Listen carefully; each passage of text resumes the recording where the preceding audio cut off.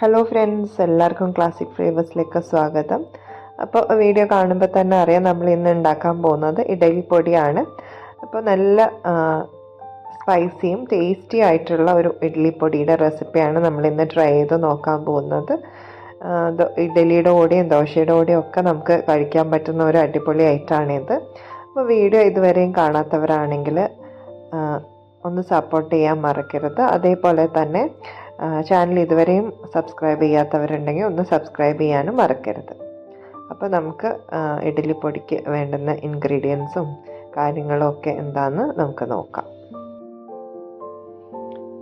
ആദ്യം തന്നെ ഞാനൊരു പാൻ അടുപ്പത്ത് വെച്ചിട്ടുണ്ട്. ഒന്ന് ചൂടായി വരുന്ന സമയത്ത് നമ്മൾ അതിലേക്ക് 1/2 കപ്പ് ഉഴുന്ന് പരിപ്പ് ഇട്ടിട്ട് ഒന്ന് ചൂടാക്കിയെടുക്കണം. കുറച്ച് നേരം ഇളക്കി കൊടുത്തുകൊണ്ടിരിക്കണം. ലോ ഫ്ലെയിമിൽ വെച്ചിട്ട് ഇളക്കി കൊടുത്താൽ മതി. അപ്പോൾ ഈ ഒരു കളറൊന്ന് ചേഞ്ചായി വരുന്ന നല്ലൊരു സ്മെല്ല് വരും. ആ സമയത്ത് നമുക്കതങ്ങ് ഓഫ് ചെയ്തിട്ട് മാറ്റി വെക്കാം. അതേ പാനിൽ തന്നെ നമുക്ക് ഓരോ ഇൻഗ്രീഡിയൻസും എടുത്തിട്ട് ചൂടാക്കണം. അപ്പോൾ ആദ്യം ഞാൻ 1/2 കപ്പ് ഉഴുന്ന് പരിപ്പാണ് എടുത്തത്. ഇനി നമുക്കിതിലേക്ക് 1/4 കപ്പ് കടലപ്പരിപ്പാണ് ഇട്ട് കൊടുക്കുന്നത്. 1/4 കപ്പ് കടലപ്പരിപ്പും ഈ ഒരു രീതിയിൽ തന്നെ ഒന്ന് ചൂടാക്കിയെടുക്കണം. കടലപ്പരിപ്പിൻ്റെ ആ ഒരു കളറൊക്കെ ഒന്ന് മാറിയിട്ട് നന്നായിട്ടൊന്ന് ഫ്രൈ ആയി വരുന്ന സമയത്ത് അത് പാനിൽ നിന്ന് മാറ്റിയിട്ട് നമുക്ക് അടുത്ത ഇൻഗ്രീഡിയൻ്റ് ആയിട്ട് ഞാൻ എടുത്തിരിക്കുന്നത് 1/4 കപ്പ് വെളുത്ത എള്ളാണ്. അപ്പോൾ ഇത് പെട്ടെന്നായി കിട്ടും. ഒന്ന് പൊട്ടി വരാൻ തുടങ്ങുന്ന സമയത്ത് അധികം കരിഞ്ഞു പോയരുത്. അതുകൊണ്ട് ശ്രദ്ധിച്ചിട്ട് ഇളക്കി കൊടുത്തുകൊണ്ടിരുന്നിട്ട് വേണം മാറ്റിയെടുക്കാൻ. ഇനി ഇതിലേക്ക് 2 ടേബിൾ സ്പൂൺ കറുത്ത എള്ളാണ് ചേർത്ത് കൊടുക്കുന്നത്. അതും ഇതേപോലെ ഒന്ന് പൊട്ടി തുടങ്ങുന്ന സമയത്ത് നമുക്കൊരു പാത്രത്തിലേക്ക് മാറ്റാം.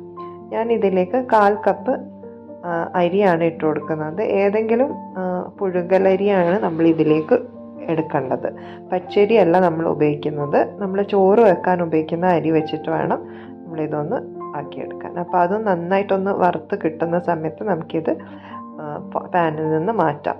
അപ്പോൾ എപ്പോഴും ശ്രദ്ധിക്കുക, ഓരോ ഇൻഗ്രീഡിയൻസിനും വേറെ വേറെ മൂക്കുന്ന സമയം ഡിഫറെൻ്റ് ആയിരിക്കും. അപ്പോൾ അതുകൊണ്ട് തന്നെ നമ്മൾ വേറെ വേറെ വേണം നമ്മളെല്ലാം ഒന്ന് ചൂടാക്കിയെടുക്കാം. ഞാൻ ഇനി ഒരു പിടി കറിവേപ്പില, നിങ്ങൾക്ക് കറിവേപ്പിലയുടെ അളവ് കൂട്ടിയെടുക്കാം. ഞാനിപ്പോൾ കുറച്ച് മാത്രമേ എടുത്തിട്ടുള്ളൂ. അപ്പോൾ അത് നന്നായിട്ടൊന്ന് പൊട്ടുന്ന രീതിയിൽ ആയതിന് ശേഷം നമുക്ക് മാറ്റാം. കറിവേപ്പില ഒന്ന് പൊടിയണം. ആ ഒരു സമയത്ത് വേണം അത് പാനിൽ നിന്ന് മാറ്റിയെടുക്കാൻ. ഇനി ഞാനിവിടെ ഒരു 20 ഗ്രാമോളം ചുമന്ന മുളക് എടുത്തിട്ടുണ്ട്. കൂടുതൽ ഞാൻ കാശ്മീരി മുളകും വളരെ ചെറിയ അളവിലാണ് സാധാരണ എരിവുള്ള മുളക് എടുത്തിരിക്കുന്നത്. അപ്പോൾ നിങ്ങൾക്ക് മുഴുവനായിട്ടും കാശ്മീരി മുളക് എടുക്കാം. അതേപോലെ ഞാൻ ഒരു മുഴുവൻ വെളുത്തുള്ളിയുടെ ഒരു ബൾബ് വെളുത്തുള്ളി ഉണ്ടാവുമല്ലോ, അപ്പോൾ അത് മുഴുവനായിട്ടും ഞാൻ ഇതിലേക്ക് ചേർത്ത് കൊടുക്കുന്നുണ്ട്. തൊലിയൊന്നും കളഞ്ഞിട്ടില്ല. അതിൻ്റെ പുറമേയുള്ള ആ ഒരു കോട്ടിങ് മാത്രം കളഞ്ഞിട്ട് ഇതിലേക്ക് ഉതിർത്ത് ഇട്ട് കൊടുക്കുകയാണ്. എല്ലാം കൂടി ഇനി നന്നായിട്ടൊന്ന് ചൂടായി വരണം. മുളകിൻ്റെ അളവ് നിങ്ങൾക്ക് എരിവിനനുസരിച്ച് കൂട്ടും കുറക്കുകയൊക്കെ ചെയ്യാം. അതേപോലെ വെളുത്തുള്ളിയുടെ ടേസ്റ്റ് ഇഷ്ടമാണെങ്കിൽ മാത്രം അത് ചേർത്ത് കൊടുത്താലും മതി. ഇപ്പോൾ നന്നായിട്ട് ചൂടായി വന്നിട്ടുണ്ട്. ഇനി നമുക്ക് ഇത് മാറ്റി കൊടുക്കാം. ഇനി ഇതിലേക്ക് നമ്മൾ ഒരു ചെറിയൊരളവിൽ എണ്ണ ഒഴിച്ചതിന് ശേഷം അതിലേക്ക് ഒരു ചെറിയ കഷ്ണം കായം ഇട്ടിട്ട് ഒന്ന് നന്നായിട്ട് വറുത്തെടുക്കുന്നുണ്ട്. നമ്മുടെ കയ്യിൽ കായം പൊടിയാണെങ്കിൽ അവസാനം എല്ലാം കൂടി പൊടിച്ചെടുക്കുന്ന സമയത്ത് അതിൽ ചേർത്ത് കൊടുത്താൽ മതി.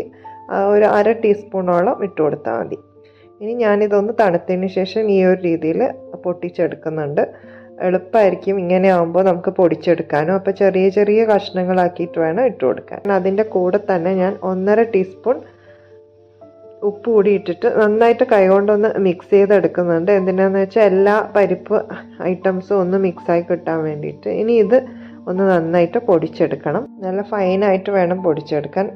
എല്ലാം കൂടി ഒരുമിച്ചിടരുത്. കുറച്ച് കുറച്ച് എടുത്ത് ചെറിയ ജാറിലിട്ടിട്ടാണ് ഞാൻ പൊടിച്ചെടുത്തത്. അപ്പോൾ നമ്മുടെ ടേസ്റ്റി ആൻഡ് സ്പൈസി ആയിട്ടുള്ള ഇഡ്ഡലി പൊടി ഇവിടെ റെഡിയാണ്. ഇഡലിയുടെ കൂടെ കഴിക്കാൻ നല്ല അടിപൊളി ടേസ്റ്റാണ്. എല്ലാവരും ഇതൊന്ന് ട്രൈ ചെയ്ത് നോക്കൂ. ട്രൈ ചെയ്തിട്ട് നിങ്ങളുടെ ഫീഡ്ബാക്ക് അറിയിക്കാൻ മറക്കരുത്. അപ്പോൾ നമുക്ക് പുതിയൊരു വീഡിയോ ആയിട്ട് വീണ്ടും കാണാം. അതുവരേക്കും good bye and take care.